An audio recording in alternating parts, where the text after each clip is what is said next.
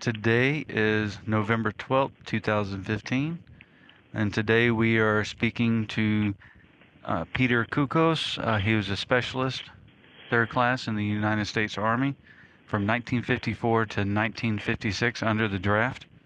While you were in the Army, you served at the United States Army European headquarters in Fontainebleau, France, and also at Heidelberg, Germany. Well, actually, USAR headquarters is in Heidelberg. In Heidelberg? I was on detached duty to Allied Land Forces Central Europe. Oh, okay. Allied Land Forces Central Europe? Allied Land Forces Central Europe. Oh, okay. And they were, that headquarters was at the Grand Ricat Chateau in Fontainebleau. Fontainebleau? Oh, okay. Oh, nice.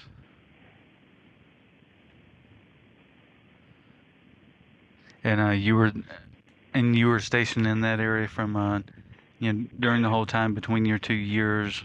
Well, no, I was actually. I think I arrived in Germany on Bremerhaven on January 11th, 1955, and was there in a company. Interesting enough, I never did meet any of my company commanders, but I was then reassigned to. Actually, I was interviewed for a job for staff unit number 7, as I recall, which is located in Fontainebleau. I worked for the lieutenant colonel who was the U.S. Army advisor to NATO land forces on atomic capability. Oh, nice. And definitely, that would definitely be interesting when we get to that, especially with that being the height of the Cold War, and the development of long-range ballistic missiles, and that's when we started putting them in Europe. We did indeed. So actually, I consider myself a Cold War warrior. Mm-hmm. Oh, definitely. And then especially from 54 to 56, but even especially in the late 50s, I mean, that's when, during that time, that was really, during when it really, really started to kick up, and then it's kind of like you really didn't hear, it kind of went back and forth, and then the last, early 80s, that's when it started to really get back to where it used to be. It never it never kind of plateaued down, but it's like you had the height during that time frame, everything kind of, plateaued for a little bit. Then that's when then it really got into a lot of back and forth, in the early 80s, kind of like how it was in the 50s as well. Sure. Well, as it turned out, because I had a U.S. top secret clearance and a NATO cosmic top secret clearance, I was unable to travel by land to Berlin or Vienna or go through any part of Europe that was under communist control. So they, So they couldn't afford to fly, but I couldn't drive there.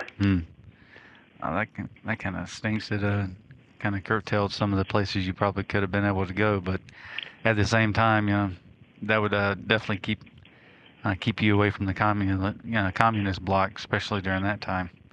Well, I typed the defense plan for Western Europe, the U.S. only defense plan for Western Europe, so they figured that I was a prime candidate. Oh, definitely. That's definitely what you call a prime target right there. Right. Khrushchev and I'm trying to think who. Whether it was true or not, I don't know, but that's why I wasn't able to go anywhere. Okay. It's definitely gonna be interesting when we get to that point. Okay. Like I said, what we do is we're gonna start at the very beginning. Okay. Sure. And we start with when and where were you born? Cicero, Illinois, in a private home on August 19th, 1931. Mm-hmm. Actually, I've forgotten the address, though. All right. And then what was your birth order? My birth what? Order? You mean in terms of my siblings? Yes. I I was actually pregnancy number 13, birth number 10.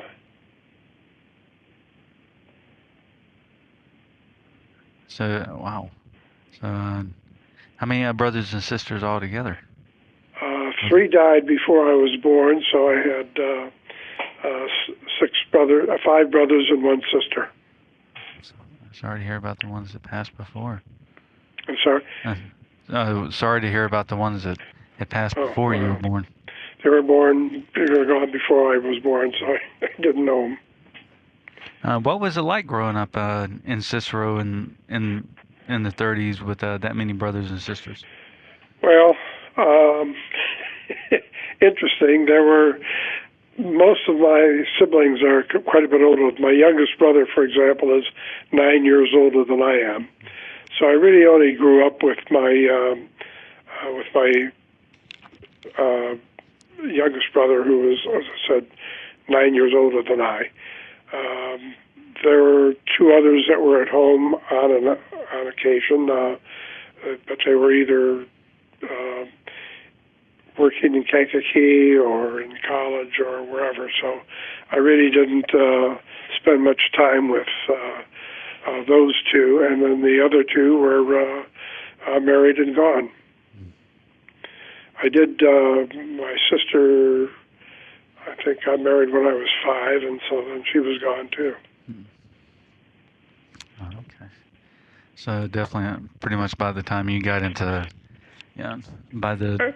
I was virtually an only child. Yeah. I was going to say, especially with the 9 years in between you and your youngest brother. Right. And although there was a large age gap, were you very close with your brothers and your sister, or was it just kind of that you still being the youngest at home? Well, I guess I was still the young brother, although I have a niece who is 15 months older than I am. That was my oldest brother's child. But, yeah, I'd say we were fairly close. Okay. Then, what was it like growing up in Cicero in the 30s? Well, we lived in Cicero until I was 4, and then, and my brothers, of course, had two of them at least, had gone to school with, 3 of them had gone to school with certainly a lot of members of the mafia at the time. So we knew those people too. And I've on a first-name basis with some of them. My brothers were, at any rate. But when we moved to Chicago when I was 4, moved to Oak Park when I was 9. So you were 9 when you moved to Oak Park? Yes. Okay. Now, you had said that since you went to school with members of the mafia. No, not me. My brothers. With your brothers. With your brothers, which members specifically were they? Well, the Capones were Matt Capone was a friend of one of my brothers. I know that he was, when we had, my mother went to visit Greece in 1948, and my brother had a barbecue, and the two little old ladies who lived next door told my mother when she got back that Matt Capone was at the barbecue. How they recognized Matt Capone was beyond me, but they did. That must have been interesting as a kid, hearing all these different names and then going back and realizing that they were members of the different mafias that ran the city. That's true. That's true. Oh, Matt, of course, was Al's younger brother. Mm-hmm. And when I worked part-time when I was in school for the post office, and I had Tony Accardo was one of my was on my parcel post routes and special delivery routes. So Oak Park, River Forest, Cicero, we had a lot of the of the members of the mafia that were there. I remember when I was in Europe, going from one country to another, the only question they ever asked me was, where was I born? As soon as I said Cicero, they knew what that meant. Today, people don't know that so much. Michael Jordan, fortunately, has changed the perception. All right. Yeah, because definitely looking back, when you think of, those areas of the suburbs, the first thing that pops in, looking back, it's more of they were more associated with the, mafias and with the families. Sure. Now that I live in Highland, now that we've lived in Highland Park for the last 50-some years, and Michael Jordan, of course, still has his big mansion here. So now, as I say, Michael Jordan has taken over. Right. Everybody associates it with, anywhere in the North Burbs. The first two questions is, where does Michael Jordan live and where does Oprah live? I don't know where Oprah lives. I know she lives somewhere, I think, it's more of in the Lake Bluff, Lake Forest. Oh, is that right? Yeah, I know she lives in, she's in one of those large neighborhoods, 'cause I know she moved north of Highland Park, but I guess she wanted to get away from where Scottie Pippen and all those guys were. Well, yeah, Scottie Pippen lives in Highland Park. Tony Koukos lives a few blocks away. Yeah, and that's why. And when I was in Indonesia, we were visiting in Indonesia in the mid-'90s, and people in Indonesia wanted to know if I was Tony Koukos' father, since this Koukos was close enough to Koukos, I guess. Oh, yeah. Okay. Then was it during that time when you're when you guys moved from Cicero to Oak Park, and then eventually Chicago first. What, to Chicago? Moved from Cicero, Chicago, then Oak Park. Oak Park. Was it a difficult transition for you with with meeting and developing friends, going from a suburb to the city, back to the suburb? No, not at all. But I didn't notice a difference, frankly. Oh, okay. And what part of I don't remember it as being a traumatic experience. Oh, okay. I know that when my first day in school, which was right across the street from me in Oak Park, I had to have a fight with another kid, and that settled that issue. I gave a bloody nose, and I never had a problem since. Oh, okay. I don't even know who the kid was, frankly. Which neighborhood did your family move into when you moved in Chicago? The West Side. Lived at an apartment in Jackson and St. Louis, and then we moved the block away to Adams and Holman. Oh, okay.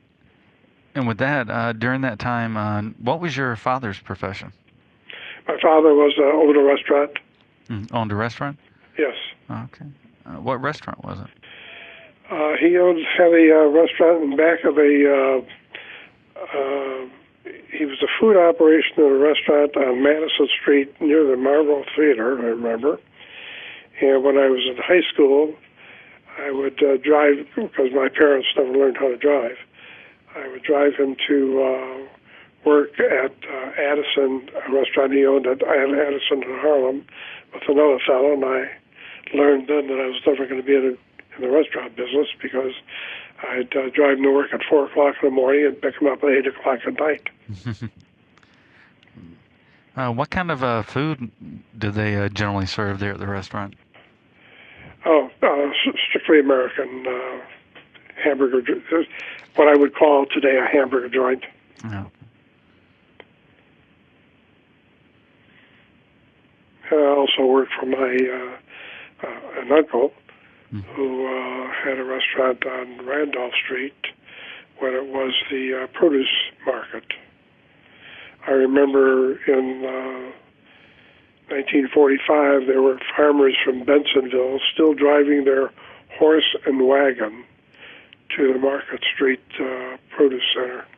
Wow, that's That's a, that would have been interesting just to see that, just especially coming from Bensonville.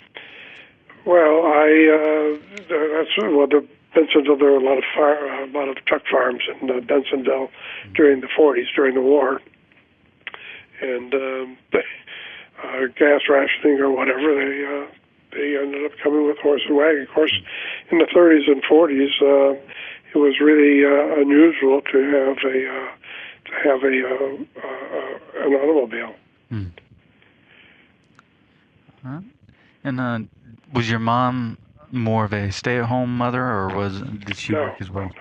no, she worked. She was a dressmaker. Uh, I remember when I was living at, I was about 5, 6 years old, living at Jackson, St. Louis. I would take the Jackson Boulevard bus to Halstead, get on the streetcar, go down to Roosevelt Road, walk a block and a half to Katz Furriers. Joe Katz was the owner salesman. Clarence, who was a black guy, was the cut the skins, and my mother sewed them. Hmm. But she also, subsequent to that, when we lived in Oak Park, she did most of her. She used to design and sew wedding ensembles from scratch, without a pattern, for the bridesmaids, brides, and she had our basement was fixed up so that it was her dressmaking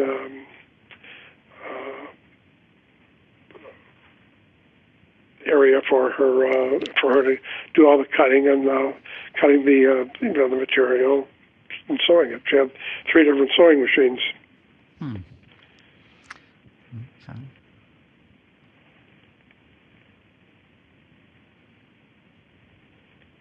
There was a picture in 1945 of my mother sewing on the 5th star. My brothers had all been in since 1942, but somehow they wanted to take a picture of Blue Star mothers or families, and there was a picture of my father, my mother, and my mother ostensibly sewing in the 5th star, and I was. My father and I were in the picture with her on a newspaper. I think it was the Daily News.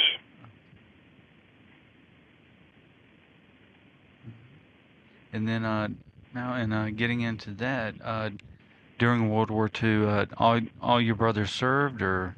Yes, all were in the service. One was in the Merchant Marine. He was in the North Atlantic, but the other 4 were either in Asia or the South Pacific. Okay. Now, were they all Army?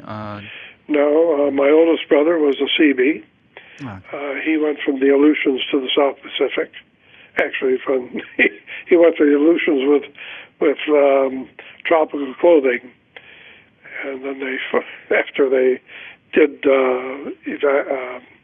eliminate the Japanese from the Aleutians, and he went to the South Pacific, and he was really the only one who saw any major combat.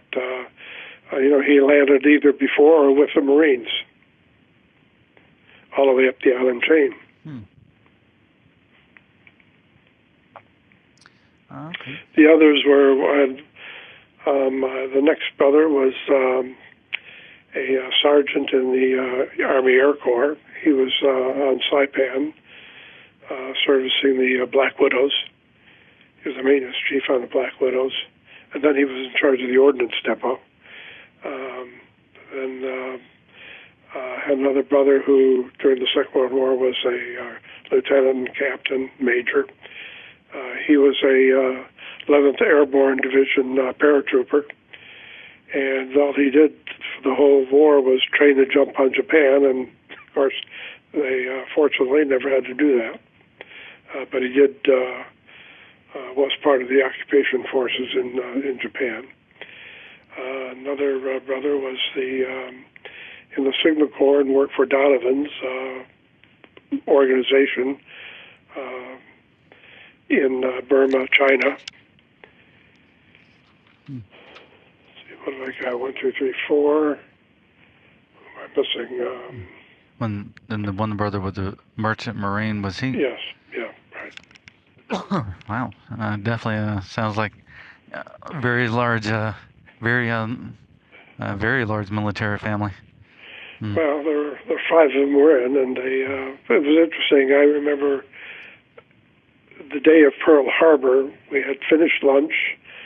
I was lying down in front of an RCA Victor radio that we have, one of those big radios, and listening to the New York Philharmonic, New York Philharmonic Orchestra. Well, after 1 o'clock, it seems, and when the announcer broke in and said the Japanese had bombed Pearl Harbor. Strangely enough, I knew where Pearl Harbor was. I really don't know why I knew where Hawaii was, but I did know Pearl Harbor. And I went into the dining room and told my family. 3 of my brothers were still having lunch, or they were talking with my mother and father and my uncle. And I told them the Japanese bombed Pearl Harbor, and all 3 of them said, "Good, now we're in the war." And they all enlisted.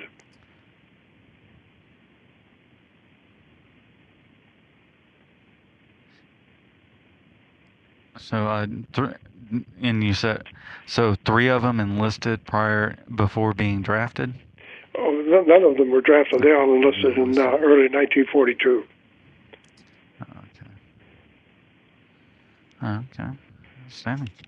Yeah, 'cause I'm not sure about my brother George, who was a merchant marine. I don't know when he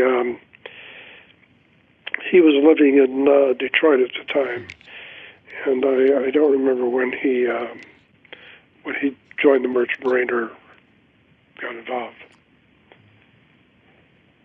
What was it?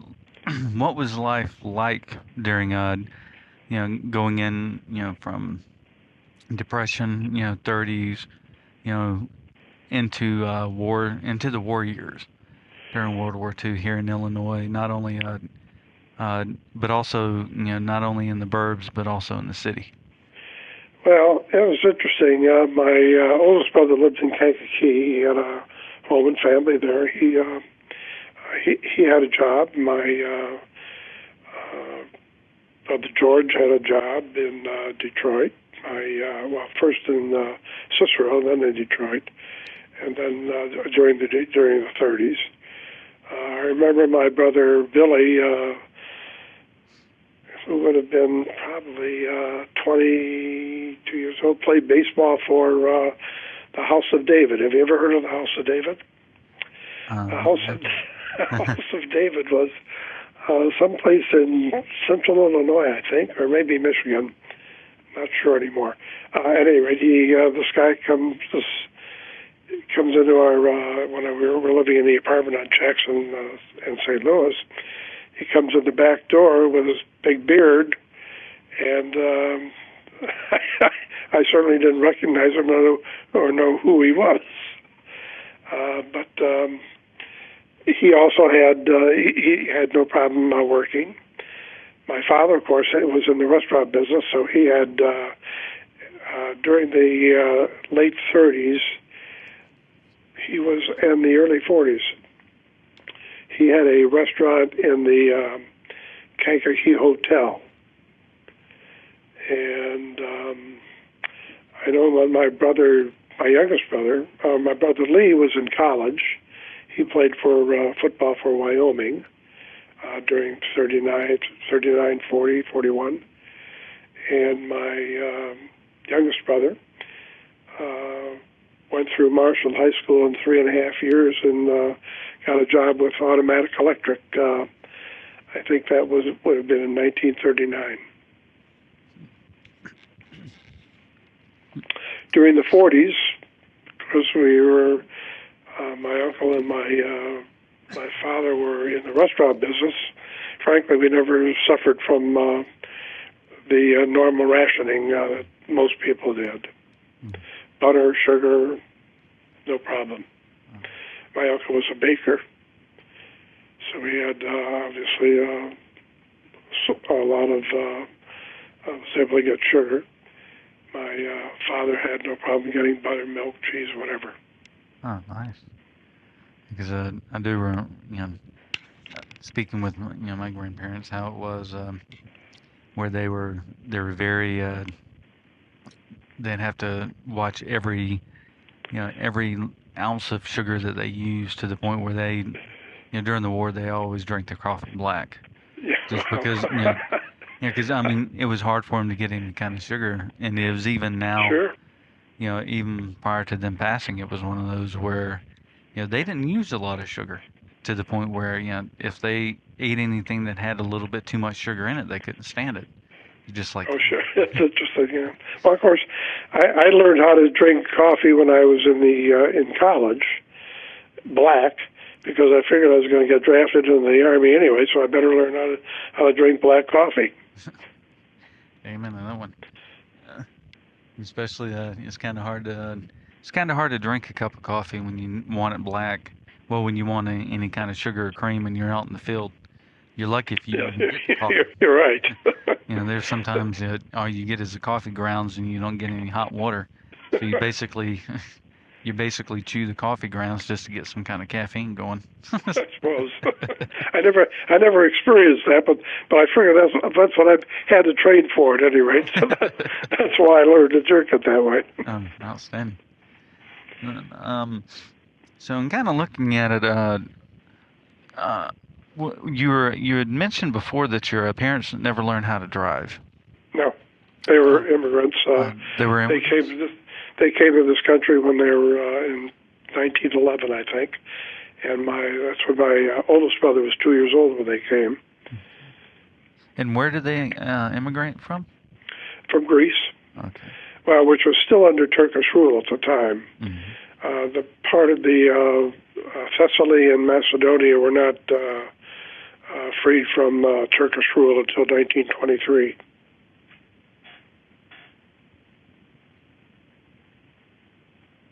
Okay. Uh-huh. And both of your parents were from that specific area, or Yeah, was they both were from a village called Tyrnavos Chernobyl? in Thessaly, near Larissa. Larissa is a bigger town, and Thessaloniki is not that far from it, I understand. Of course, one of the reasons I've never been to Greece is when I was in service in Fontainebleau, we were going to drive there, but I could go through Yugoslavia, so then we were going to go to Italy and take a boat to Greece, and the U.S. Army warned me that if I went to Greece, I could be drafted by the Greek Army. So I never went. Now, why would they want to draft you into the If Greek army from the U.S. Army? if your father is a Greek citizen, the sons are Greek citizens. Oh, I did not know that. Not the daughters, and not the mothers, Just the sons. just the sons. When in '48, when my mother wanted to sell the farm that my father owned in Greece, she had to get written permission from her sons, and not her daughter, but from her son-in-law. So all seven of us, the six boys and my brother-in-law, had to sign that document for my mother to be able to sell the property. That is interesting. Because I know they had very strong primogeniture laws, and there is a very strong patrilineal line, but I didn't realize it was that strong. It was pretty bad in Greece, I'll tell you. I think they've come a long way since then, but I'm not sure. I've never been there, actually, and I certainly didn't want to go and get drafted because I couldn't speak the language, and I didn't like the uniforms. Oh yeah, definitely. And that's very interesting that they would draft you from another military as well. And they have. I was told by the, I don't know whether it was the Judge Advocate's office or who it was that warned me about going, but they apparently knew what they were talking about, so I followed their instructions. And by the way, my wife was with me in Fontainebleau. Oh, she was with you. And that was one of the requirements to get the job. With for your wife had to go with Well, you? I had to. There were the conditions of the job I was interviewing for. Mm. Was I had to be able to type, which I did very poorly. I had to be able to drive. I had to be able to speak French, and I had to intend to bring my wife. I had to be a college graduate, and I had to intend to bring my wife overseas. Hmm. And kind of looking at that, but and before we get to that, let's see, what year did you graduate high school? High school 50, In 50, and then what universities did you go to? Bradley University, Bradley University. And then what year did you graduate there? 54. In 54, and then see, and then you were drafted in August of 54. August 20th, 1954. Okay. And when did you get married? August 14th, 1954. Oh. When I graduated, I went to my draft board and said, I'd like to volunteer my number so I can get my 2 years service out of the way. And they said, no, I'm sorry, we can't use you. Come back and see us in September. So we sent out our wedding invitations. A week after we sent out the wedding invitations, I got my draft notice. I was married on the 14th, reported for duty on the 20th. When you were drafted, did they ever? What degree did you get from Bradley University? I had a economics and finance degree. And during that time, did they ever try to make you an officer, or was it just more that they decided to just bring you in? When I went for my draft physical, to give you an idea how bad that was, actually my right eye was 2,400, and my left eye was 2,200. When I got to the 300-yard line on the firing range, I couldn't see the target. At any rate, when I went for my draft physical, this guy who's giving the eye test says, read the chart on the wall. I said, what wall? He said, keep walking till you see it. I got about a couple feet away from it. I said, he said, firstly, take off your glasses, put your left hand over your left eye. Anyway, so I'm walking to the wall, and I said, E. He puts his arm on my shoulder. He says, son, you passed. Well, when I did apply for a commission, my astigmat. Well, first I was an Air Force ROTC, and I was going to be I was the third ranking cadet in ROTC at college.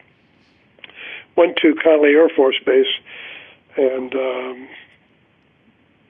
a flight physical, and I couldn't cheat on that, so. I washed out. But I did learn how to march and drill, and I was in charge of the drill team at in ROTC. I was cadet commander of operations. Anyway, I was a big whip in ROTC. I did rather well, but.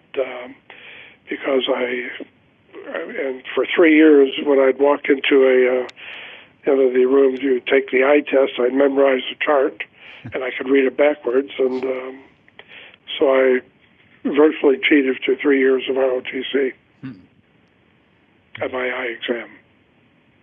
Outstanding. Is that so? In 19. I couldn't. I couldn't fake the flight physical. On that, yeah. Now, what was the difference with the flight physical versus the ROTC unit? Well, you have a depth perception test for one. You got these two strings, and you try to line up two sticks on these strings that are about 20 feet away to make them equal. So far off, you wouldn't believe it. I have terrible astigmatism until I had cataract surgery.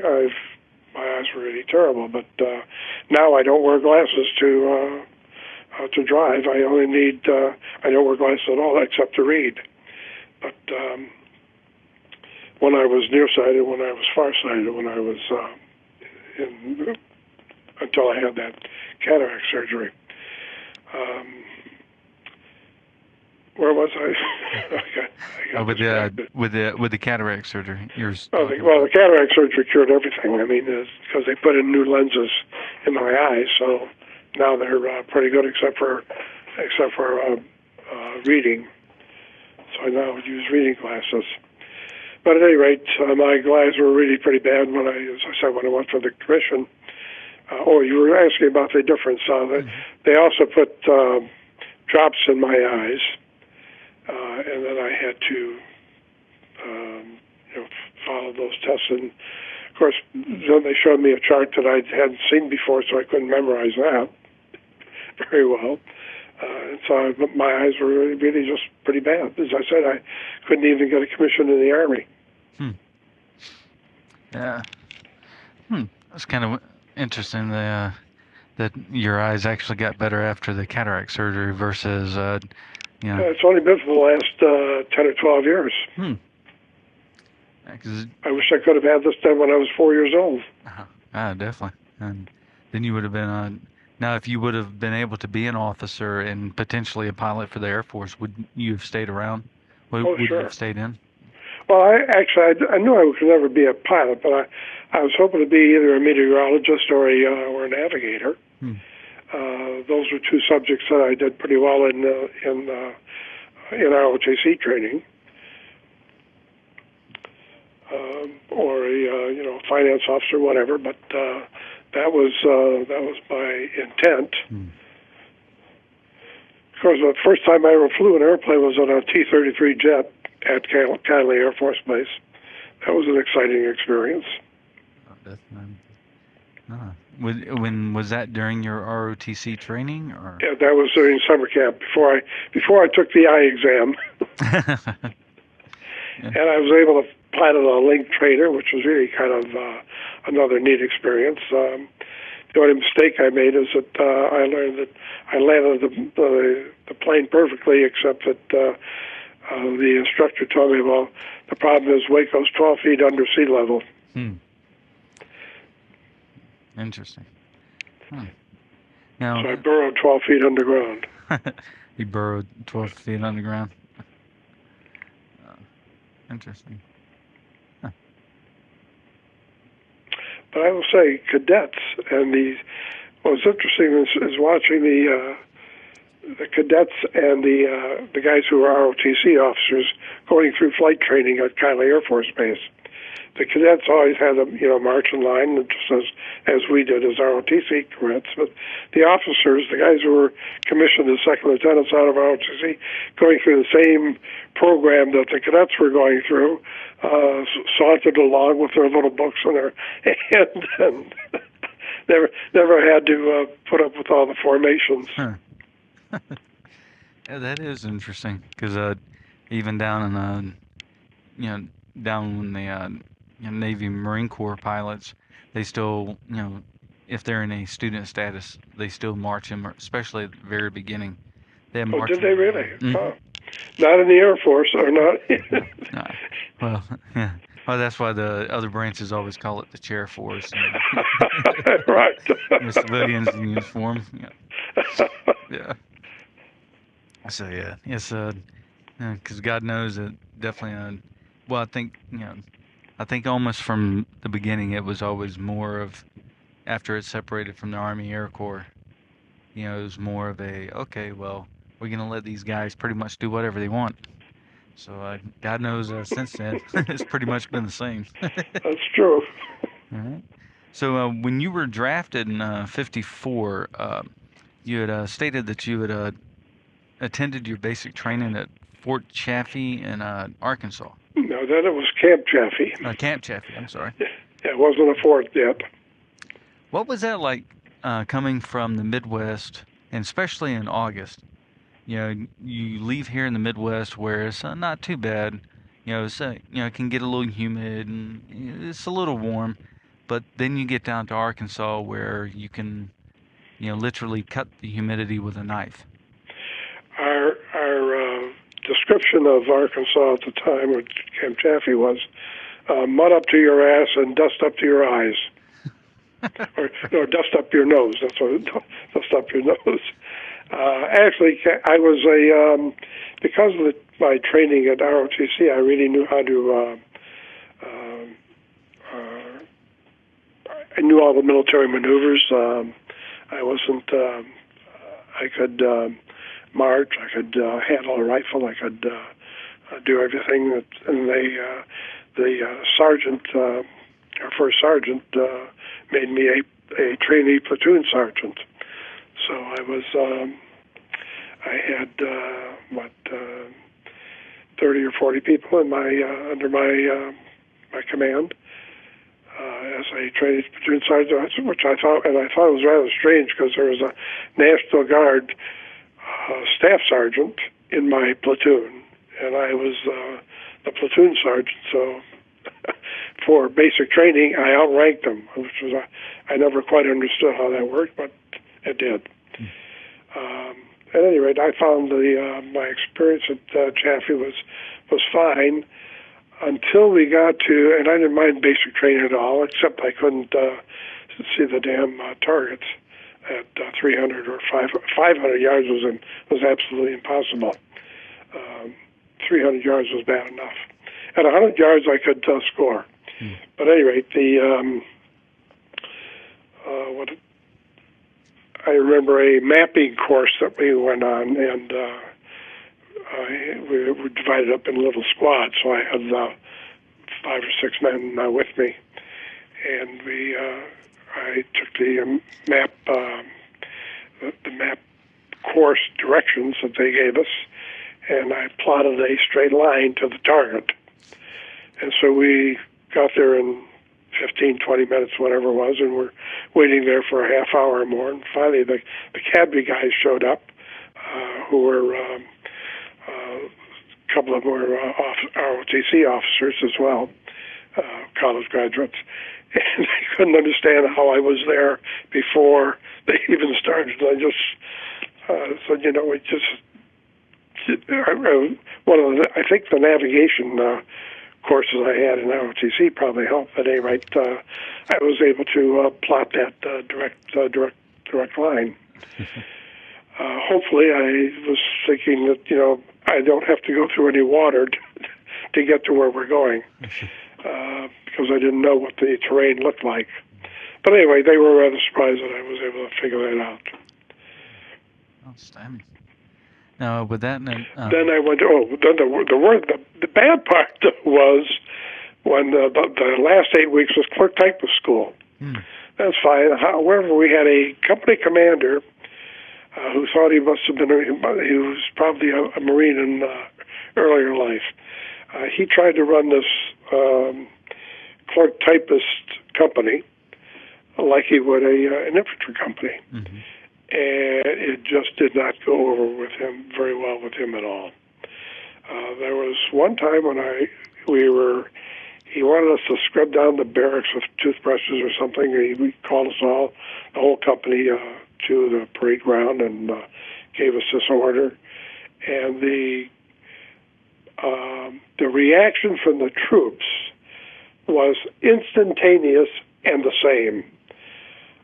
It was it was a growl kind of a reaction,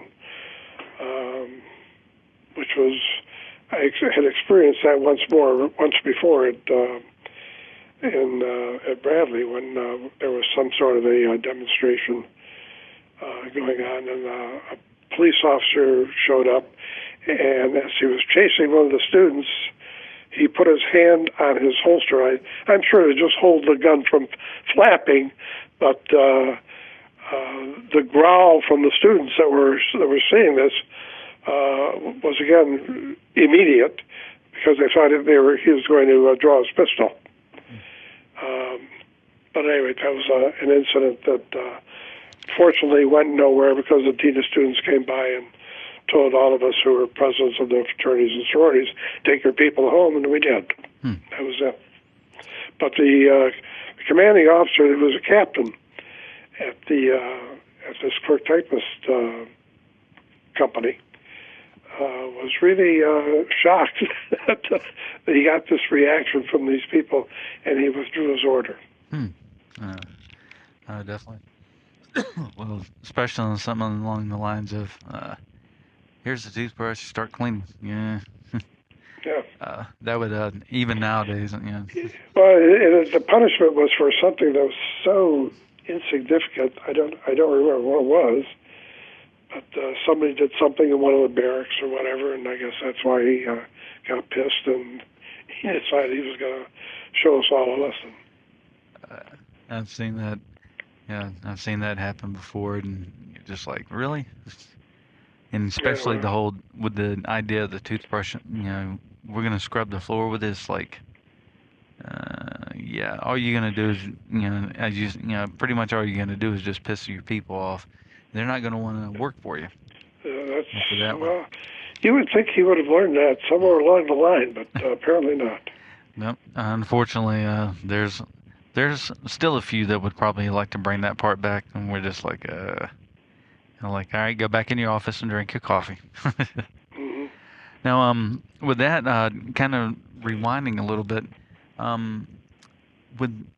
during your time at Bradley with the protests, what specifically were they protesting during that time frame? I don't remember. Again, I don't remember what the protest was, but I remember sitting on this, standing on this knoll, and with a few of my fraternity brothers around me, and some other folks and people I knew. Actually, I'll take that back. There was several of us who were, a couple of us who were presidents of the fraternity. We were just talking about what the issue was, and frankly, it was no big deal until the police arrived. And then the attitude of the students changed dramatically. And it was really smart of this dean of students, Dean Tucker, I remember his name, came by to all the presidents of all the houses and of the sororities as well, and said, "Okay, it's time to go home. Take your people home." And we did, and that was the end of it. But I don't remember what it started out not as a protest, but as a gathering for some celebration or whatever. I really just don't remember. But I do remember the incident of there was another incident where there was a squad car and they would put a guy in, they would put one of the students in his backseat of the squad car, and somebody would open up the other side of the door, and the guy would run out. And that's when one of the officers started chasing him with his hand on his holster, and that's when the impression was that he was going to draw his gun. But the growl, automatic. It's really kind of a frightening experience.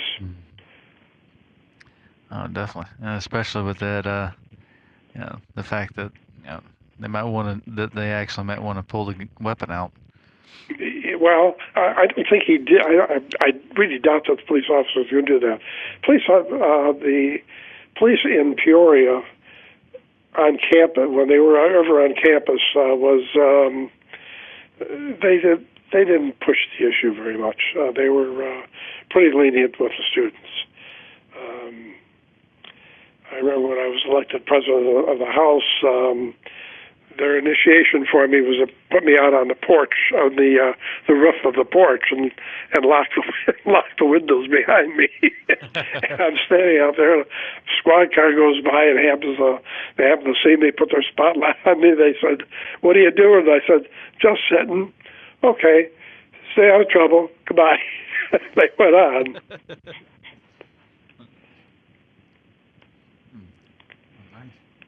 Now, that was my fraternity brothers letting me know that I wasn't that much in charge. Oh yeah. Well, I think that every now and then you gotta, let the leaders know that, right. we're gonna let you be in charge, but every now and then we're gonna reassert our authority and just kind of like, yeah, you're in charge because we let you. That's what it is. Mm-hmm. Now, when you were in school, did they ever try to draft you for the Korean War? Well, no, because I had my grades were great. I had no problem. But I do remember getting a letter from not me, but one of our fraternity members was drafted. He was in Korea, and it was the winter of 50-51. That was in 51 though. But he was complaining that he was limited to one clip, 8 rounds of ammunition for his M1 a day. If somebody was wounded or dead, he scrambled for his ammunition. Wow. And I really wasn't sure about that until I read, I forgot whose book I read about the Korean War. And there was indeed a time when, during that winter, they couldn't get supplies because we figured the war was going to be over by Christmas of 1950. That was after the Incheon invasion, which was in September, I think, of 50. And the MacArthur wanted to go up to the Yalu, and which we did, and unfortunately the Chinese were there, and he didn't believe Donovan was still in charge, I think, of the CIA at the time, or whatever the military organization was, and because he didn't like Donovan, he didn't believe the intelligence. And so this one fraternity brother of mine was, whose name I can't remember, was in there during the winter and was limited to that 8 rounds because of the difficulty of getting supplies. Right.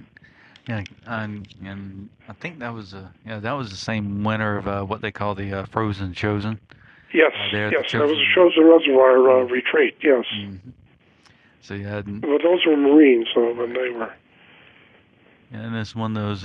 During that entire winter, no one thought it was going to last that long.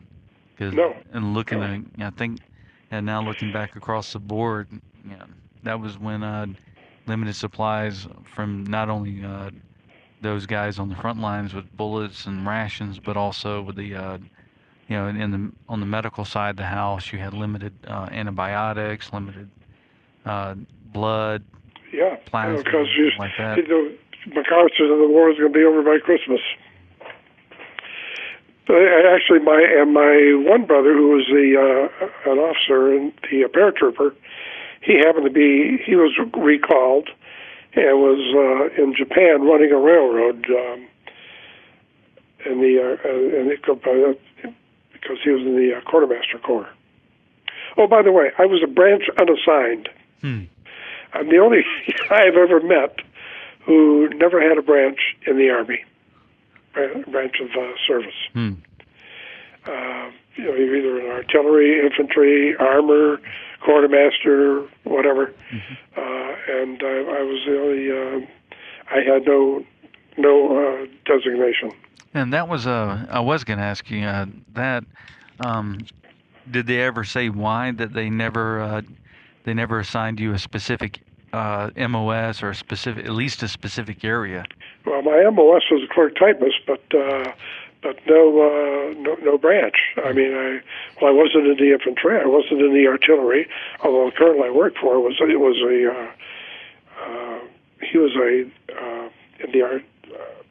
in the artillery because he was, as I said, he was the top advisor to naval on atomic capability, which included the Honest John and a Corporal missile. But and he happened to be during the Second World War. By the way, he was a battalion commander of artillery pack.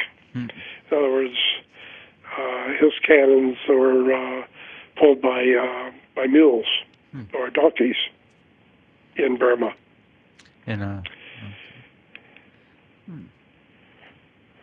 Now, at any time, did they ever try to, or did you ever ask them about if they were going to send you to artillery or infantry or anything? You just let sleeping dogs lie. That was that's how I felt.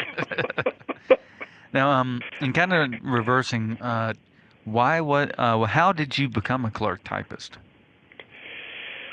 Well, when they gave you the, because I was a college graduate, I guess, with in economics and finance. They did well. After basic training, they were, interviewing us. They had enlisted men interviewing us for what we want to do. They must have been short of radio operators because he thought I could be a radio technician. I don't know the one end of the screwdriver from another. I really didn't. And he said, "Okay, so you'll go to clerk type of school." And going to Heidelberg. Well, are you ready for this story? Yep. I was in when I was in basic training. A friend of mine was graduated from Notre Dame, and when we were shipped over, we arrived in Bremerhaven, and he said, "Pete, come on with me." He says, there was a guy who was a corporal who he knew from Notre Dame, who had graduated from Notre Dame, and they said, he's a personnel guy. We're going to go see him. And we got his line, and we got sent to Heidelberg as a result. Nice. That was really, well, Heidelberg was terrific. Heidelberg was, in order for, it appeared to me at any rate, for anybody less than the rank of sergeant to be assigned to Heidelberg, you had to be a college graduate, one. Two, Heidelberg was the home of the U.S. Army headquarters Europe. Not a shot was fired in Heidelberg. There was no damage in that city at all from the bombing of World War II. And there were 52 general officers assigned to Heidelberg when I was there. And when you were there at like what we like to call military, we have to have everything in abbreviation. With when you were at USER during that time frame, which specific office were you assigned to? Well, when I got to Heidelberg, I was there for a week just as unassigned and getting meals, going playing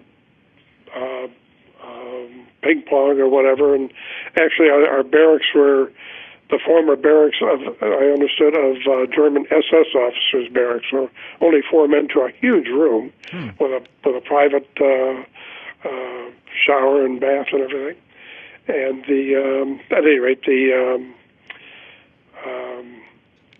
so I was unassigned, and then I was being interviewed by this colonel who had to fill a job for Staff Unit 7 in Fontainebleau, which consisted of a colonel, a major, a sergeant, and a private. And they were looking for a clerk typist. And that's when I had that interview with the colonel, and I did tell him that and there were those 5 requirements that you had to meet for that specific job. It was I really don't remember how much time I spent in Heidelberg being unassigned, but when I got the job, I also picked up in Heidelberg a brand new 1955 Chevrolet staff car to drive to Fontainebleau with. How was that, driving from Heidelberg to Fontainebleau? Oh, it was fine. It was no problem. Outstanding. Now, and when did your wife come over? She arrived in Paris on April 1st, 1955. What did she think about getting to live in France? Well, her family is German, and their attitude is, you made your bed, you sleep in it. And by the way, she worked my last year of college. She worked and saved enough money for us to get married on, and enough money for her to get the ticket to come to France, because that was private. I mean, although I was able to use a staff car to go pick her up at at Gare de l'Est in Paris. Now, And what was Europe like during, because we're talking about less than, right around 10 years after World War II had ended. In Germany, you were the conquering hero, and they would do anything for you. With a pack of cigarettes or a pound of coffee, you could get anything you wanted. In France, the British and in Fontainebleau and I shouldn't say Fontainebleau particularly, not Fontainebleau a little bit, but Paris particularly. If you were American or British, you were the devil. Didn't like us at all.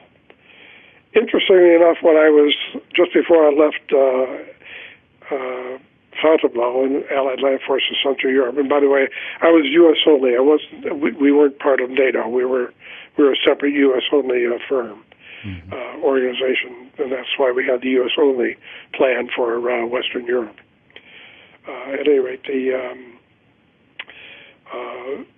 officer, the German general that was appointed as the commanding general of Allied Land Forces Central Europe happened to be the same German general who refused to follow Hitler's order in evacuating Paris. So he was pretty well accepted.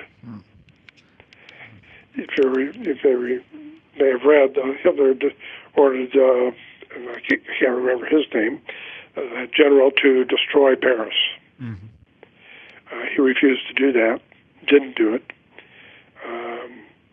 and somehow survived after defying Hitler's orders. But then became in 1956, became the commanding general of Allied Land Forces Central Europe. When I was driving through that period of time, every railroad station I went through from Bremerhaven to Heidelberg, and with the exception of Heidelberg, everyone was still destroyed. There were either no stations or I remember in Mannheim, which is 12 miles from Heidelberg, there was no roof on over the station at all yet. There was still a great deal of destruction along the rail lines in Germany. France, very little evidence of destruction in 55, 56. And you were I saying remember going to, I had an Explorer. Because of my Boy Scout experience before I went to college, the colonel I worked for made me the Explorer advisor for the American high school kids in Fontainebleau. Mm-hmm. And I was going to La Rochelle for a Boy Scout something or other. And I'm driving the staff car, and I stopped in a little fishing village along the coast. And I asked this little old man if he could help me with directions to La Rochelle from the way I was going. Anyway, he said, "I'm sorry, sir, I can't help you with your map." He says, "But you're an American. Please come to my house and share a glass of wine with me and my family." That's the difference between the French in the countryside and the French in Paris. And I had heard a lot of stories of, there when you went to Paris and even in more the urban areas, they didn't want the Americans around. They were like, even. But once you went into the countryside, it was the exact opposite. Now, I must confess, I didn't experience that in Paris as much because I spoke French. If you spoke French, it was okay. But even if they spoke English, they would make life miserable for a GI who didn't speak French. Yeah, that kind of stinks. Because especially considering how many GIs probably rolled over there was stationed there that did not speak French. And especially of the GIs who never came back after landing there in 1944. Mm-hmm. Now, what was base life like for you and your wife during that time frame? We rented a an apartment in a Marquise summer home at Du Saussac, Rue Saint-Marie in Fontainebleau. And actually, there was a couple with a child who were going to be leaving, who I met. They were in the same U.S. company. But again, they were part of NATO. Mm. But in any event, they had a car and an apartment, and for 2 months, Peggy and I lived in the Hotel de Lune in Fontainebleau. And well, I'll tell you about the finances a little later. But this couple and their child. We stayed with them for another month or so because he was shipping out. He was being discharged. He was a corporal, and they were going back to being discharged from the service. Mm-hmm. And so we lived with them for a month. And there were 5 of us in this little two-room apartment, in essence.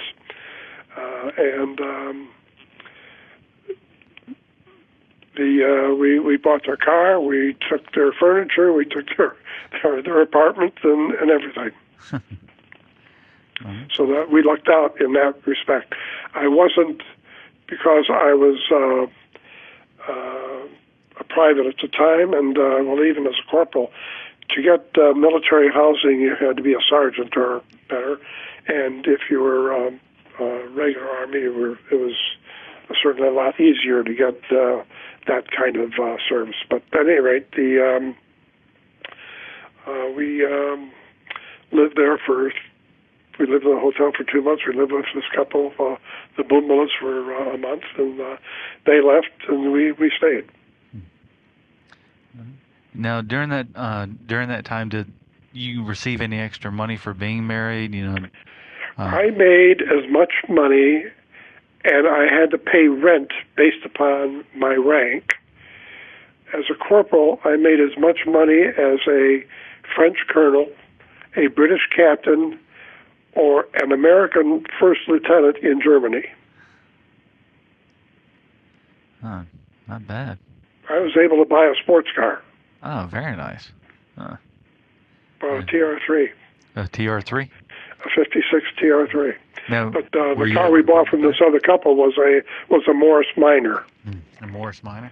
Yeah, convertible. Were you able to keep that?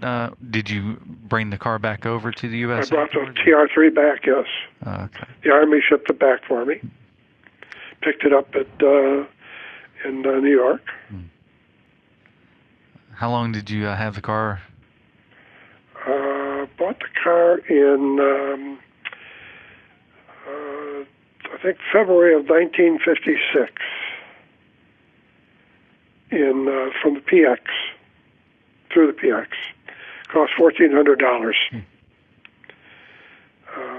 And then it was, when I was discharged, we drove, seeing our relatives and friends from New York to Washington to Florida to Texas to Ohio and wherever we went. But we had a great time. New Orleans. Wow, sounds like you guys had a nice little time when you first got back. Now, when you were in Europe, did you travel around a lot to areas that you were able to? Yes. Okay. And now, kind of getting back to, you had stated earlier that you were restricted due to, of course, you couldn't go to the communist bloc countries because of your security clearance, but also you said that you had typed out, what was it exactly again? One of our jobs for these staff units that were throughout Europe, there was one in the Netherlands, I think, one in Belgium, there was one in Spain. There was one in Germany, of course. Anyway, these staff units, we all had the job of typing the U.S. only defense plan for Western Europe. We had an original and 4 or 5 copies. I was a lousy typist. Can you imagine what it was like making an error and then going back and through the carbons and making the erasure and then typing over again? And then every time there was a change in the plan, we would have to retype pages and whatever. You couldn't do it on mimeograph because the pages were so tightly controlled. I had to go through 7 locks to get to this document in our office at the Chateau. And I spent literally 6 months typing the defense plan for Western Europe. Wow, that would, especially, looking back with today's modern technologies, and even looking back at the with the correction tab on the typewriters, Oh no, we didn't have correction tabs then. I was going to say there weren't correction tabs. No, we didn't have that. We had a hand erase every copy. Yeah, I was just thinking with that, and then plus also you got the carbon. That must have been very interesting trying to do a carbon, having to do everything carbon copy. Yep. And then it was. And if you mess up one, you basically almost have to start the entire page over again. Pretty much. That's why it took me 6 months. I think. And knowing Uncle Sam, their plan was probably a small novel, if not that. Well, the only people that had, as I recall, the defense plan for Western Europe were all very high-ranking officers. Although I think the colonel I worked for, who was a lieutenant colonel, and I don't know why he was a lieutenant colonel, because the generals and Eagle colonels that would talk to him spoke to him with quite a bit of deference. He was apparently somewhere along the line he got somebody angry with him, so he wasn't going to be promoted to a full colonel. I don't know what he did or how he did, but all I know is that the people who were full colonels that spoke to him deferred to his judgment almost every time. They would come to him for advice. The brigadier generals that were American brigadier generals that I know would come to him for advice. Did you ever find out why he wasn't promoted to full? I never did. No, I never did. Never did find out why. I don't know why. My brother, who was a major, also did something or other in his career that I never knew what it was. But when I was in Fontainebleau, he was in Eder Oberstein, Germany, and we would go up and visit him for some weekends, several times when we were there. And he was in charge of he was a quartermaster corps, charge of the quartermaster corps for that section of Germany. Nice. Now, what was that like, being able to go and visit your brother while you were in Europe? Oh, that was good. Well, but the officers that were in Germany, we couldn't understand why they did what they did. We would arrive on a Friday night, and it was like the MP at the gate of the caserne would hand us a glass of whatever, and when we left Sunday afternoon, he would take the glass back. It was one long drinking party, Friday night, Saturday, and Sunday. And they never went anywhere. My brother and his wife and he had a baby while we were there. My niece now lives in Texas, but anyway, Penny was born there while we were in France, and but they never traveled. And they never traveled at all while they were there? No, hardly. Well, hardly at all. I mean, he would travel on business, but B was always never went anywhere off the concern. Unless you went into the local town in Eder Oberstein, and that would be it. Maybe they went to Berlin once or twice, but that was about it. And probably only before she had the child, and only if she was able to fly there with Lee. Oh, very interesting. Huh. But we noticed that in France too. A lot of Americans never went any place other than maybe Paris. Well, it's one of those. Not much has changed. When I was stationed in Iceland, it was the same way. Really? You would have families that never left the base, and I'm just kind of like, why? Why? Yeah, I don't understand that. I mean, Peggy and I, we went to England, the Benelux. We went all over Europe. We went to Spain. The only reason we didn't get to Italy is because we got coming back out of Spain, we got ptomaine poisoning and didn't make it to Italy. But we traveled all over France. We had a ball. I mean, I had a fraternity brother who was stationed at A-10 Air Force Base.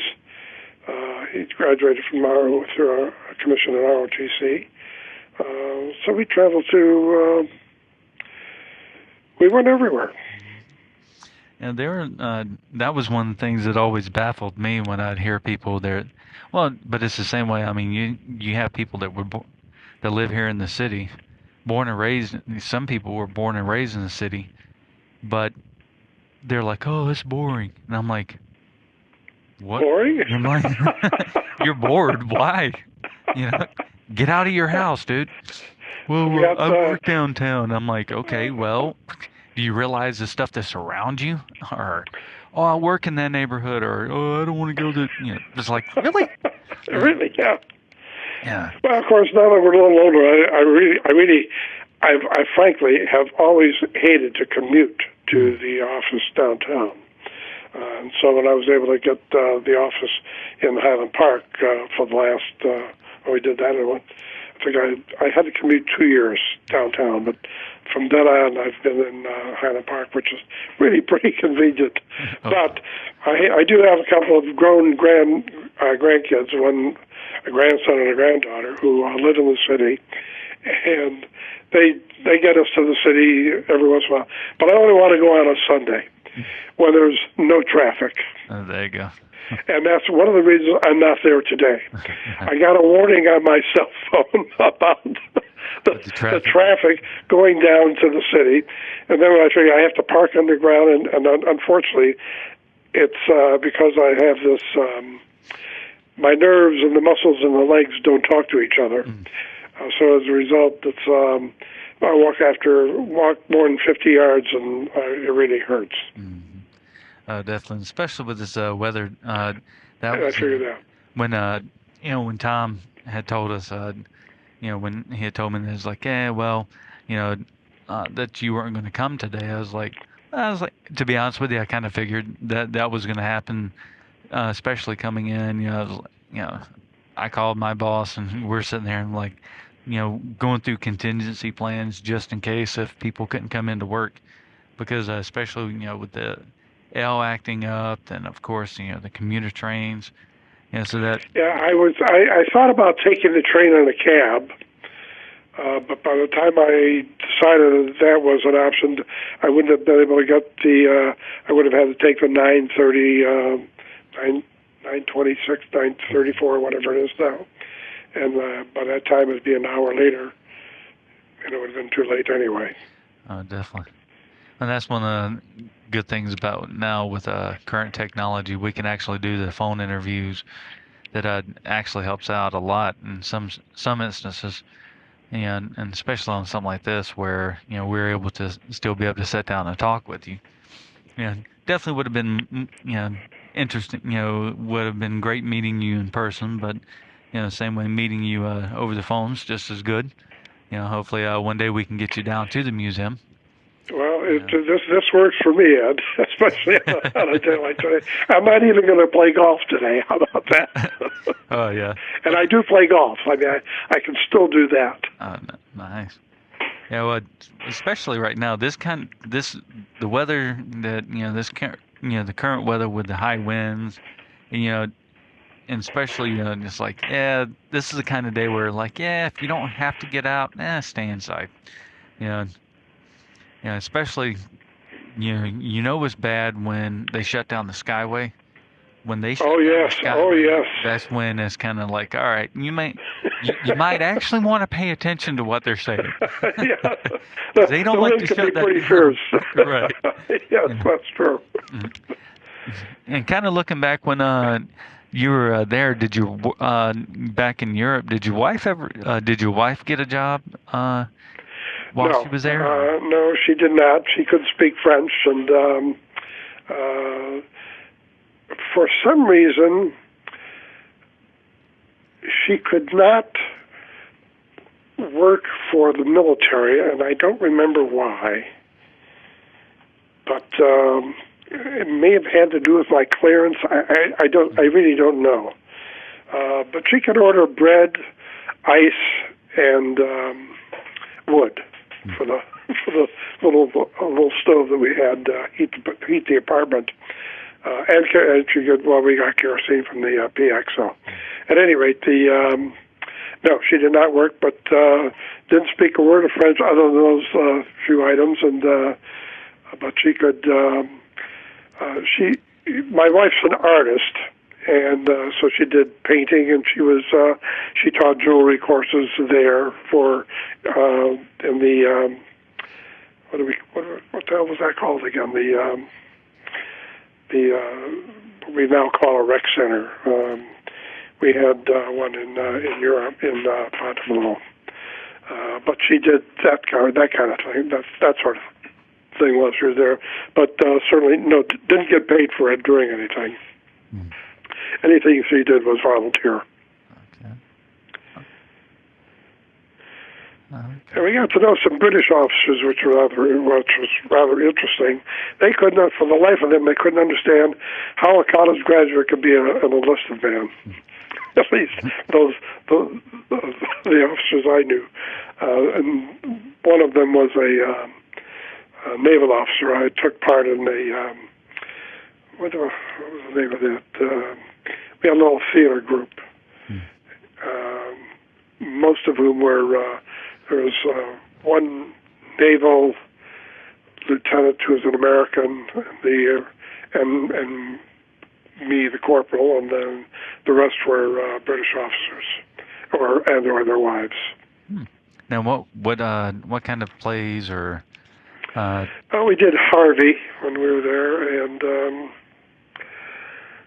I don't remember the other one. Isn't that terrible? We did 2 plays while we were there. Outstanding. The UNICEF Players, I think we were. The UNICEF Players? I think that's what we were called. And did you guys put on these productions at the chateau, or was it No, they were in like the rec center? No, they're at the British Concern. The Brits had a little theater kind of thing in there. We used to go to the British Concern for their movies, as a matter of fact. Outstanding. The Americans, we didn't have any in our. There weren't any American facilities, no theater or movies, but the Brits had them. Okay. Yeah, now it's gotten to the point where when you go overseas to an overseas military base, for any branch of the services, they have all kinds of amenities now, but I could definitely understand back in those days. In Germany, they had all kinds in Germany. My assistant explorer advisor was a dentist, first lieutenant, and we went on a scouting thing to Wiesbaden, for example, God, Wiesbaden had everything. Oh, nice. Now, looking back, between your time at Heidelberg and your time at uh, there in Fontainebleau, was there which one did you enjoy the most between the two?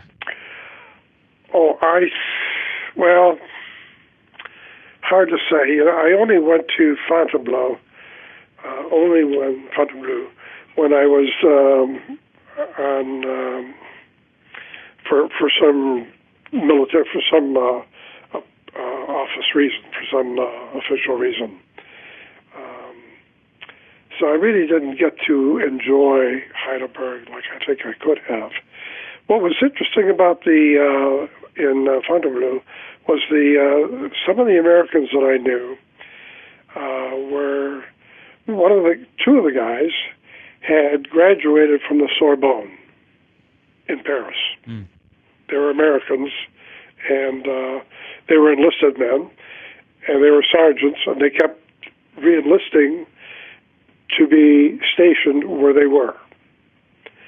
The deal was, I'll re-enlist for another 2 or 3 or 4 years, whatever it was, provided I could stay here in Fontainebleau, so that they could go to, because they would go to Paris.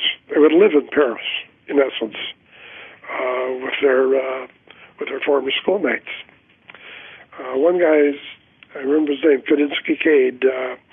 He was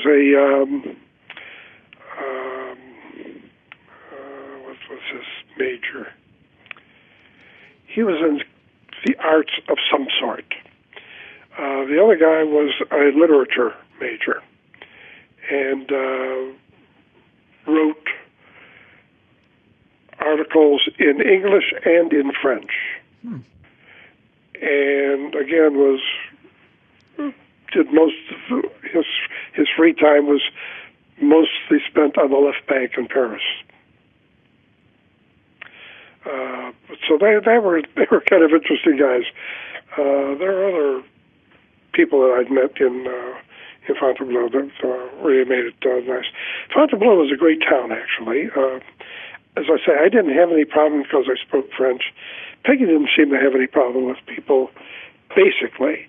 Other than, I remember the Marquis's butler, who kind of took care of the apartment and the rest of the home. His mother was visiting one day, and she said that we were talking to her, and she was telling me in French, gee, it's too bad you married such a tall woman, because my wife's about an inch taller than I am. And Peggy is smiling and thinking she's being very complimentary about her. She knew she was talking about her. I told her what she said. She wasn't so happy. Oh, definitely. Yeah, that would be like, well, By the way, there's another guy in our post by the name of Glenn Fellner.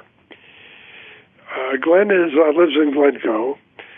He's done pretty well. He's been an honorary general counsel for in an African country. Which one? I don't remember which country. But anyway, a month ago, he received the French Legion of Honor. Oh, nice. From the Deputy Consul General of France, located in Chicago. And he's one of those guys that went through France, the Bulge, in Germany. You ought to talk to him. And if you could, definitely send, if you have that his contact information, could you send it to Tom via email? Sure. Oh, do I have Tom's email? I don't think I do. Oh, it's well, I can definitely give you that. It's T-Web. Hold on, let me go. T-Web with double B or one B? Double B. Double B. At Pritzker. At Pritzker dot. Oh, it's at pritzkermilitary.org. Oh, okay. Pritzker Military. Well, it's just Pritzker Military at Pritzker dot Military. yeah .org. Yeah, there's no dot in between. .org. PritzkerMilitary.org. Did you say? Right. .org. Mm-hmm. Okay. Great. I'll do that. Okay. I'll send him his contact information. Because definitely that would. Yeah, he may have already done so for all I know, but I'm just not sure. But I think it'll be worth talking to, certainly. Oh, definitely. And we appreciate that as well. Now, looking at it, because I mean, that would be awesome, especially also to get another perspective of what it was like there. Now, by the time you had got done with being overseas and being in the Army, you left in July 31st of 56 was when you went out. Now, did you come directly back to the States, or did you, were you discharged in Europe and then back to the States, or was it just more of a? I stayed a couple of weeks longer than I had. I had already originally been scheduled to return to the States earlier in July. I think maybe July. They were going to fly me Pan Am, something like that, in early July. Mm-hmm. However, the colonel wanted me to stay, and a few weeks later, I said, "Colonel, I'll do it if you can guarantee me a flight. I sure don't want to take that boat again." And he made sure that I was able to fly back flew back on mats, actually, backwards. You ever flew mats? Backwards? Well, yeah, backwards on the military flights? Yes. Oh, definitely. They still do that? They still do that on some of the planes, specifically the C-17s, C-130s. They will do that sometimes, and then especially on the planes that we call cows, that you can that launch and get trapped on board carriers. You face backwards. Oh, really? Okay. It's always been kind of disconcerting being on a plane and knowing that your back is to the nose. It's like it doesn't feel right. Actually, I guess it's safer, but from what they tell me, but I really don't know when you're in an airplane whether it's going to make much difference backwards or forwards. But in any event, and when I was on the C-47 though, that was forward.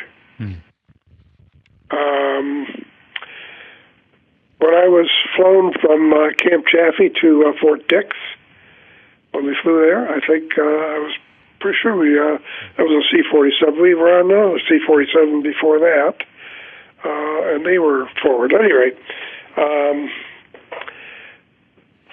your question was, again, when I arrived on July 31st, what was my impression of the Army and my experience? Frankly, I had a good time. I really can't complain, other than being enlisted, which wasn't the most pleasant thing to me, but at least in my second 8 weeks of basic training. Other than that, I really had no problem. We went to Garmisch-Partenkirchen, for example, for a week with another couple. For $2.75 a day, we got this huge room with a huge bath at the Zugspitz, at the hotel, the Eibsee Hotel, which was on the Eibsee, halfway up the mountain well, not halfway, but sort of a good distance up above the town of Garmisch. The officers' hotels were all in town. Our hotel was on the mountain itself, which was really great. Anyway, for $2.75 a day, we got that hotel room. We got, both of us got skis, parkas, gloves, ski boots, ice skates, the whole thing for $2.75 a day. I had after that, whatever the Army did was okay. Especially something like that. I got to tell you about our exercises, I say. Oh, yes, and did want to get into that with the exercises. There were at least two I don't remember if there was a third or not, but I know I went to at least 2 exercises. Now, the exercises were held at the Air Force Base, not at the down in Fontainebleau. The Air Force had a pretty modern arrangement, and they had all those amenities that we didn't have in town. For your information, they had the movies. They had a separate PX from what was the Air Force PX called? Whatever. Anyway, they had it much better than we did in the Army. But so we went to their base for the exercises. One of the things I learned early on was using tactical weapons to interdict troops is not such a good idea. We would fire the Honest Johns and the Corporal missiles to interdict Soviet troops coming toward the Rhine, and it was fine when we fired, but then the wind shifted from west to east. So all the radiation came back over the Army of the Rhine. I don't think that would have been a good scenario for the troops in the field. Mm-mm. The Air Force was supposed to do, the first day or two they were to do strategic bombing, and then they were to return and provide tactical support. Most of them never made it back. Either they were shot down, or they were in our exercises, or they ran out of fuel before they could get back to their base. So we really had little, if any, air support during those 2 exercises. We were wiped out. Fortunately, the Russians were worse than we were. So I think we probably would not have been wiped out, but based upon the exercise, when we use our plans that we would anticipate the Russians to use, and for them to execute properly, our plan said they wiped us out. That is very interesting. Yeah, the only time I had to wear my 45 was when we were on these exercises. Now, what type of 45 did you carry? An automatic? I'm sorry? It was an automatic. It was a how many shells in the handle? God, I don't remember. 8, I think maybe 8 rounds is what it held. The only time I fired it was when I took my Explorer scouts out to the firing range, and that's the only time I ever fired that 45. I was never really qualified on the 45. Of course, I never qualified for the M1 either. Right. Now, with during your let's see, I'm trying to think if you had guys, I think y'all had the Smith & Wesson 45 back in those days.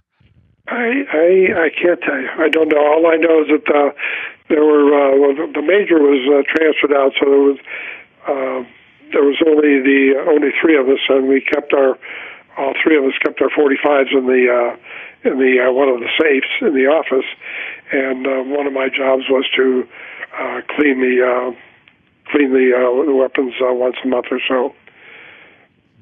And, as I said, the only time anyone was in the year and a half I was there, the only one that was ever fired was mine, and that was when I took the scouts out to the firing range. And during your exercises, were you in more of a field type environment, or were you more? It was plusher. A plusher. We had this, the Courtney, the Henry IV part of the chateau in Fontainebleau is an old. It was probably built in the, my guess would be the 12th or 13th centuries. the Francis I chateau portion was built in the 1400s, the 15th century, which was really pretty plush. But where our Allied Land Forces Central Europe offices were, there were cobblestone floors, stairs, big old oak wooden doors. It was. I remember there was a latrine. There was an officer's latrine and a enlisted man's head.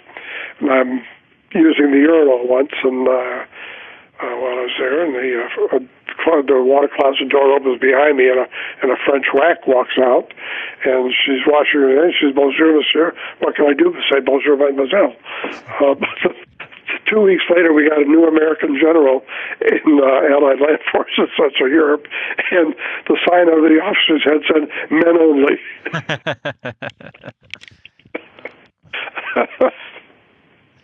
Oh, wow. Anyway, no. When we went to the Air Force base, it was a much plusher. They had real chairs that were really kind of nice, real desks that were kind of nice. The Air Force was not suffering for its infrastructure. There you go. Well, they all, even when they go to the quote-unquote field, the Yeah. Air Force has always been better. Go to the exercise was a treat. Let's put it that way. There you go. Yeah. I mean, you want to have a snack, no problem. Coffee, whatever. Well, it's even one of those now where they don't live in barracks, they live in dormitories. They don't go to mess halls or chow halls or galleys. They go to dining facilities. Well, why not? Yeah, it's kind of like, really? And you wonder why you guys get mad when the other branches pick on you. See why I wanted to be in the Air Force? Damn it. I know. There are some days I'm just kind of like, why didn't I join the Air Force?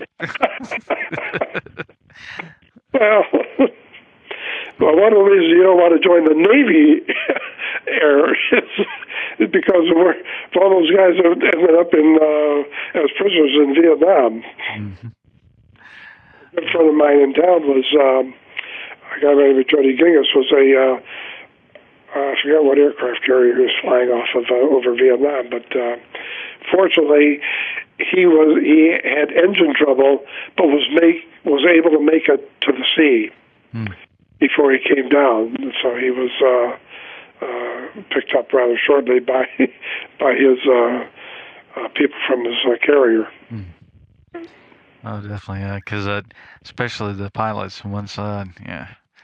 And well, I mean, look at Senator McCain. I mean, yes, yeah. Well, I've got a book here by John Borlings, Major General Yusuf, who was one of those with McCain. Interesting little book that he wrote, and he had to memorize everything that he wrote while he was in prison because he couldn't write it down on anything except little scraps here and there, little notes. Wow, I have to definitely check that one up. Now, when you got out in '56, what was one of the first? Did you come directly back to Chicago after you got out, or did you settle somewhere else after you got out of the military? Well, I settled back here, but no, my youngest brother was in Philadelphia. A friend of mine was in Washington. A couple of guys that I knew from high school or college from the military were in Washington, D.C. Went and visited them. Went to visit another guy from Fontainebleau, who is now a radio DJ in New Orleans. I went to visited Peggy's aunt in Ohio. All this on the way back, coming back in our little TR3. Oh, nice. And we finally got back to and then visited her folks in Mount Pleasant, Texas, and then came back home. What was it? At any time did you look at potentially staying in while you were in the Army, or was it I'm doing my 2 years, I'm done, see ya? As an enlisted man, absolutely not. Okay. But if they would have gave you a commission, you would have stayed a lot longer? I think I probably would have made a career if I'd had a commission. Oh, outstanding. And what was it like being a veteran, being a veteran in, in the 50s and 60s? Like, basically still being at that where you're still kind of, at that young age where, you're a veteran, you qualify for veteran status, but you're I still. got my MBA on the GI Bill. Outstanding. The University of Chicago. I can't beat that. Mm-hmm. Now, when Vietnam started back up, did they ever try to bring you back in, or? Oh no, I was much too old by then. I had a family, and I had two boys by that time, and I wasn't in the reserves, so there would be no reason you take a 30-some-year-old guy to who's a Class C profile can't go in combat. Why would they need a 30-something married guy who can't see? Right. I was gonna now, and was that something where your eyesight got worse over time until you had the cataracts, or was it? My eyes got better over the years. When I was 4 years old, they were worse than my eyes were when I had cataract surgery. It was 10 years ago. I had cataract surgery 10 years ago. Oh, nice. And have you since getting out and since in your civilian career, because you got an MBA. Yes. And which company did you start working for after you got out? Oh, interesting. Well, I had two offers. An offer from the Federal Reserve to be a bank examiner. Nice. For $2,600 a year. My wife was working for AT&T and making $3,600 a year. I had an offer from Ward's to become a mail order supervisor at $3,400 a year. Now, true, the benefits and the vacation and all the benefits at the Federal Reserve were a hell of a lot better than Ward's. I took Ward's at $3,400 a year. So did not use my, and then I got my MBA from Chicago, and then from there I went went to work for a mining machinery manufacturer, and then from there I went to Kitchens of Sara Lee. Oh, okay. And from there I went to Dominic, and from there I went to A&P, and from there I went to my own stores, and then I ended up at going back to what my degrees were in at Mesro Financial. Oh, outstanding. Now, during that time, have you purposely tried to hire more veterans, or was it just one of those where you pretty much just looked at who was the most qualified? Or as a matter of fact, well, at Kitchens of Sara Lee and at Dominic's, I started both of those in personnel. And when I was at Sara Lee, when we moved from Elston Avenue in Chicago to a new plant that we built in 1963 in Deerfield, I hired for that plant, and I specifically was interested in hiring retired chief petty officers from Great Lakes to be the HVAC guys. oh, nice. Well, those the energy rooms at the Kitchens of Sara Lee in this big bakery that we built. Every pipe was colored for whatever color that was designated for a particular purpose. You could eat off the floor. Eat off the floor in the bakery anyway because it was really pretty clean. But in the powerhouse of the bakery was as clean as the bakery, if not cleaner. Oh, nice. Those CPOs were absolutely outstanding. Outstanding. And when I hired people, certainly I gave preference to veterans. I do remember when I worked for the post office, I hate to get the job when I was in high school. I took the exam, and there was one guy who got a higher score than I did because he got 10 more points being a veteran, which I thought was absolutely fine. Outstanding. That's glad to hear that that actually helped you out, especially when I hired my security force at Sara Lee, I was particularly interested in veterans. As a matter of fact, I guess I've always, whenever I've had that position, I choose the veteran. Given the equal qualifications, I'd certainly choose the veteran. Outstanding. Now, and since that time, did you ever have any dealings with the Veterans Administration, or have you ever used the VA for any type of benefits or anything? I do, and I'll tell you, the reason I joined the American Legion in the early 90s, I think it was, when they were talking about closing the VA hospital in North Chicago. And I think what John Porter told me, who was our congressman a few years ago, for whom I worked, volunteered at your rate, told me that what they needed was more veterans to get involved in the hospital in order to justify it staying open. That's when I joined the VA and joined the Legion so that I could get other people to do the same. Outstanding. Now, when I was stationed up in Great Lakes, thank you guys for doing that because it actually helped to really revitalize when they combined the Naval Hospital and the VA together.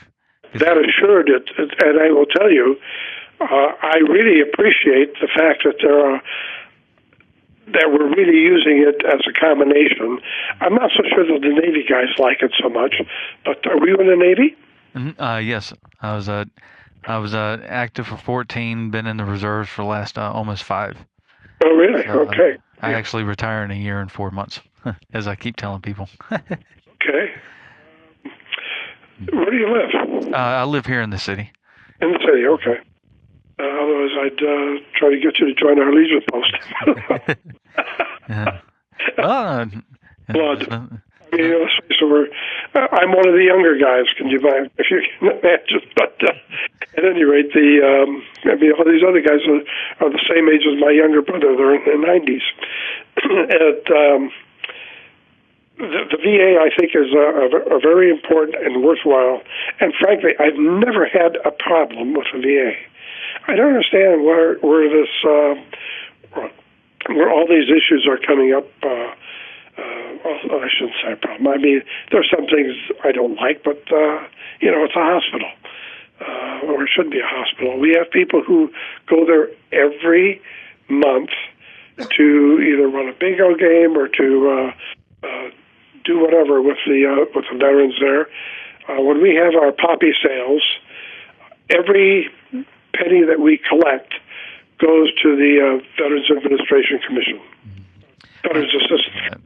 I think a lot of the problems that they've had in the other VAs, a lot of times either like the American Legion, VFW, a lot of the veterans organizations are not that involved, or in some instances they're just, some of the VAs, there's too much and I've seen it more in not so much rural areas, but in smaller cities, whereas like here in the Chicagoland area between the Lovell Center, Niles, Jesse Brown, and I forget this one. And Hines, yes.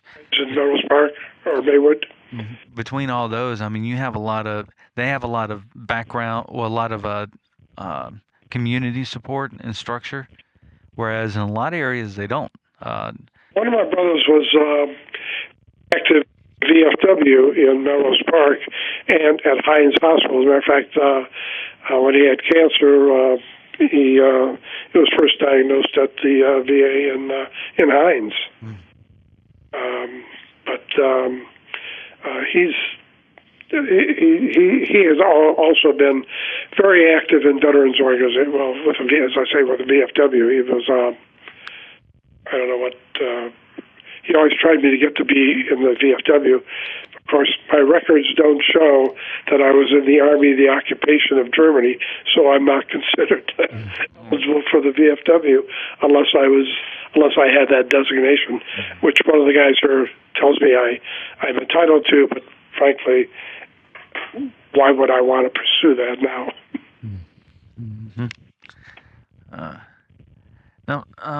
Oh, by the way, one other thing, talking about hospitals, my wife, Peggy, had a tumor, actually, for several weeks. They kept saying she was pregnant. And I remember this black captain nurse who kept telling me the facts of life. I said, Captain, I assure you, she is not pregnant. I know she is not that much pregnant, but they insisted that she was. Turned out when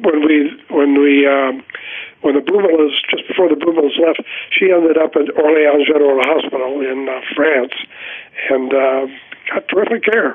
They took a 15-pound tumor out of her abdomen. Ow. Well, I'm glad they were able to find it. Was everything else okay after that, or? Well, she only had a piece of one of her ovaries, so that but she was able to get pregnant twice, so it worked. Outstanding. They had her surgeon was a lieutenant and the colonel of the hospital wanted her to have a hysterectomy, and the lieutenant said, "She's my patient. No way. We're not going to have her. We're not going to give her a hysterectomy." Oh, that's good that the lieutenant was able to stand up to the colonel.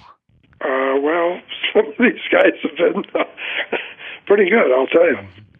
Yeah, because someone, even on the medical side of the house, sometimes you see junior officers that, they're not willing to stand up to the senior officers, especially in a situation like that. Well, he had no trouble doing so. Bless his soul, I guess you're right. Yeah, and that's good that he did as well. Stood up to him. They took a picture of them with our four hands holding up this tumor that was just a thin, some sort with all liquid inside, and it was the size of a watermelon. They thought it was the size of a softball. Wow. They opened her up. But I say for the surgeon. Hello? It must have been my battery. Okay. Yeah, about that time it just went dead. The phone did die on us again. Actually, we only got down to, only down to two more questions. The first would be, what does being a veteran mean to you? I would certainly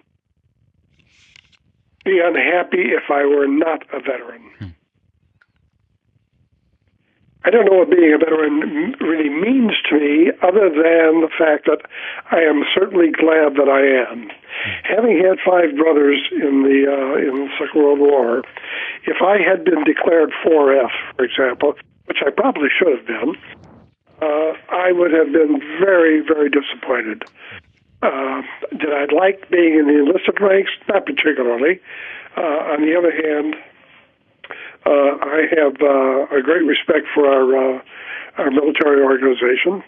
I think that I am disappointed that we don't do more in maintaining the strength that we had, and we should have. I think that the military service is very, very important to our security. And now, people are people, and there are some veterans who are just jerks like anybody else. But there but they're still veterans, and as far as I'm concerned, I have to respect what they did, especially those guys that were in combat in the Second World War, Korea, Vietnam. As I said, my nephew was a Marine rifleman, and fortunately he came back safely. But I think we should have nothing but respect for the veterans. That and, what did I give up? I gave up 2 years of my life. I could have gotten a job. I couldn't get a job when I graduated from college because I was draft bait. But giving up 2 years, was it worth it? In the long run, I do believe so. Outstanding. And then one last simple question. Is there anything else that you would like to add to your oral history? I mean, yeah. Sorry, we spent a lot of time. Probably told you more than I ever thought I would, but I just I really can't think of anything else other than one other incident. You might find this a little funny. The colonel I worked for, as I said, was one of those guys who did pretty much what he thought was right.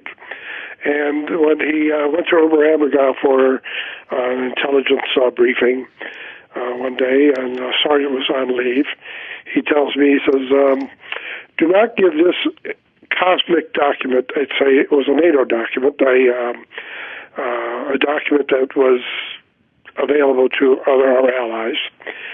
"Do not give this document to Colonel Devreux," a French colonel. I said, okay. So he goes off to Oberammergau, and the next day, Colonel Devreux comes in and says, whatever the document was, and I said, "I'm sorry, Colonel, I can't give it to you." "What do you mean you can't give it to me?" I said, Colonel Poston said, I should not release this document to your care. What? He was furious. He storms out of my office, goes down to see a Dutch, the Dutch general, who's the commanding officer of this land force in Central Europe. And the general calls me and says, "I'm ordering you to give this document to Colonel Devreux." And I said, "I'm sorry, General, I can't do that." I said, "We're a U.S. only unit, and I'm not under your command. I can't do that." So an American major walks into the office. So I tell him my problem. He says, "Corporal, you got a problem." Walks out. And General Easterbrook, who's an American general, but in NATO, part of NATO, says,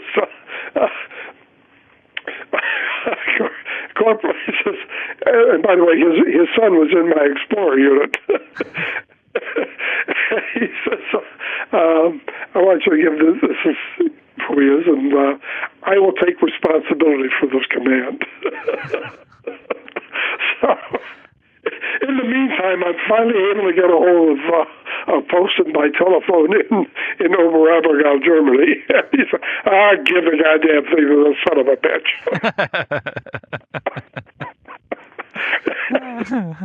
Anyway, I was safe from telling General Easterbrook where to go. That would have, that would have been interesting. About it today, but I'll tell you, at the time, I wasn't too happy about the situation. Amen. That would.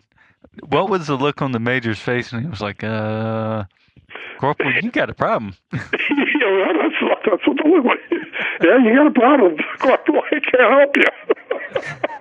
He probably had that like. Well, he wasn't U.S. only either. So he was part of NATO. I mean, we really had this dividing line between U.S. only and as I said, the defense plan I was typing was U.S. only. Mm-hmm.